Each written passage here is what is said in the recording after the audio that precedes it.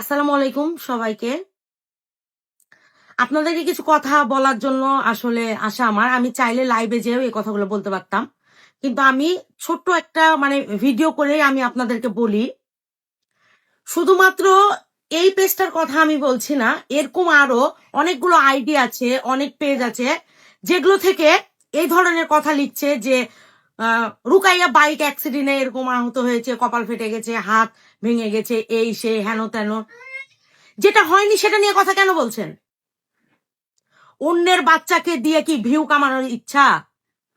নিজের বাচ্চা, নিজের ফ্যামিলির কাউকে করেন না এরকম? করে হসপিটালে ভর্তি করেন, না হলে আপনি নিজে করেন, নাহলে একটা কাজ করেন, নিজে বিষ খাই ফেলেন। নিজে বিষ খান, যা ইচ্ছা তাই করেন, করে হসপিটালে ভর্তি হয়ে ওটাই একটা ভিডিও করে ছেড়ে দেন। অন্যের চেহারা দিয়ে অন্যকে অনলাইনে দেখে নিজেরা কি বোঝাতে চাচ্ছেন? আইডি বড় করবেন, নিজে ফেমাসিটি করবেন কি দিয়ে? এত জঘন্য আপনারা হতে পারেন কিভাবে? হ্যাঁ, এত জঘন্যতা আসে কিভাবে আপনাদের? আসলে কি আপনাদেরকে লজ্জা শরম বলতে কি কোনো জিনিস নাই? হ্যাঁ, একটা দুর্ঘটনা হয়েছে বিধায় ওই জিনিসটাকে আপনারা ইস্যু বানিয়ে একটার পর একটা একটার পর একটা জিনিসগুলো করতে আছেন কেন? আর এই একটা বের হয়েছে একটা অ্যাপস, এআই একটা অ্যাপস।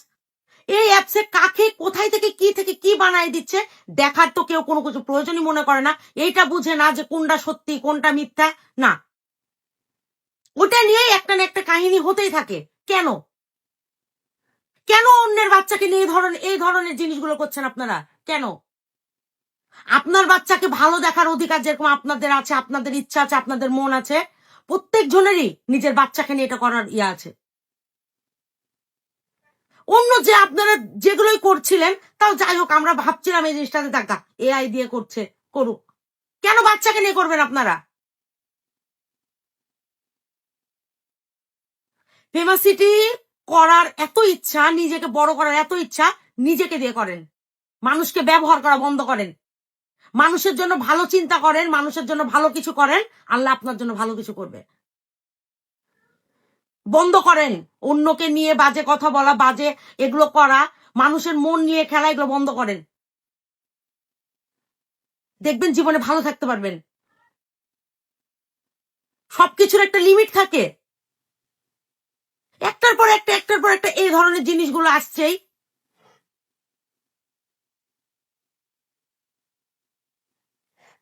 আসলে আপনাদেরকে বলার কিছুই নাই।